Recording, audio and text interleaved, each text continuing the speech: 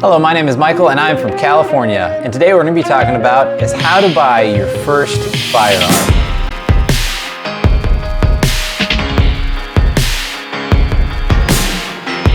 When buying a firearm in the state of California, the thing that you need to realize that it is a process.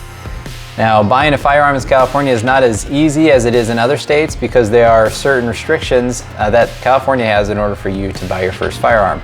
So I'm just going to lay out a brief explanation of what it's like to buy your first firearm here in the state of California.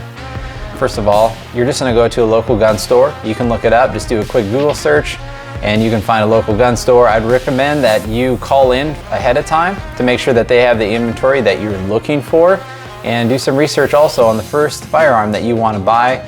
I recommend personally that you probably should go with a 9mm. When going in is that you're going to need to have a California ID, so your driver's license, and then also on top of that you're going to need another proof of the address that you live at. So this can be car insurance or also a utility bill. Now, if the address on your driver's license is not current, you're going to need government proof that you've had a change of residency in that. So if you also have federal limits apply in addition to your driver's license and also the car insurance or utility bill, you will need a birth certificate or a passport. However, if you do have a real ID and it is current, which your driver's license need to be current, if it's expired, you're going to have to get a updated driver's license because an expired driver's license won't count. So you're going to go in, you're going to have your driver's license and your credentials that I just mentioned, and you're going to have to take a firearm safety test. So you take the test, and then when you pass that, you will be able to have a certificate, FSC, the Firearm Safety Certificate, and then that means that you are now reached the next part of where you can then begin the process of purchasing a firearm, though you're not completely done yet. A few things on this firearm safety test that you need to know is it is a 30-question test. In order to pass the test, you need to get 23 right. So if you get more than 7 wrong, then you've failed the test. So 23 or better, 23 right or better is what you need to pass the test. After you've passed the test, you've received your certificate, then you have the opportunity to then select a firearm that you want to buy. If you're at 21, you just need your driver's license, and if it's a real ID, you just need a car insurance or utility bill. And so you're going to have selected out your firearm. You're also going to bring your documentation together, and then you're going to be filling out paperwork on this, and then you're going to be starting what's called DROS, the Dealer Record of Sale. So the DROS, you will fill out the paperwork. You will also have to do a thumbprint on this paperwork, and then it'll begin being processed. And then you will be paying for all these things that you've just done. So the firearm safety test is $25. Total for that, including your certificate that you get, and you get to keep on you, which is good for 5 years. So you won't have to take one of those again 5 years from that day. And then you'll also be paying for the firearm, and then you'll be paying for the taxes on top of that as well. And then also, I'm assuming that you should be buying ammo as well, buying ammo along with that firearm, and the dealer will have ammo for you to buy.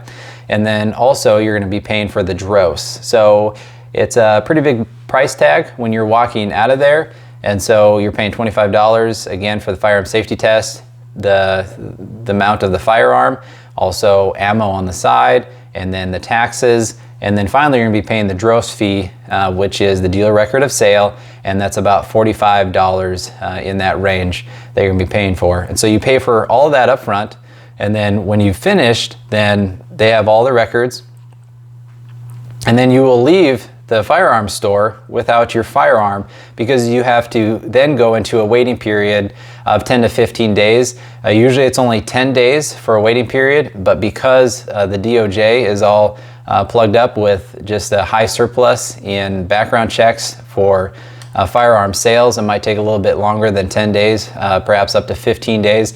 And so after you've been notified that you're ready to come and pick up your firearm, you can do so.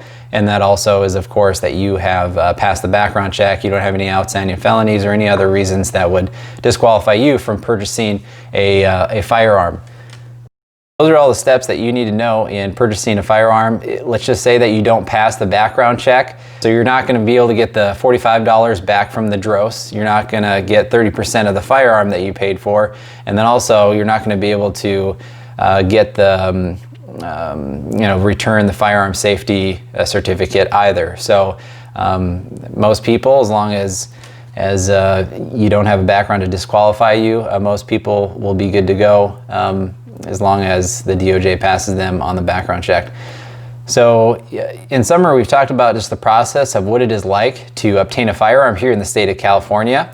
Other important points is in obtaining a firearm in the state of California, you also are limited to a magazine that is only a 10 rounds. So anything above a 10 round magazine, again, this is a magazine which goes into a handgun.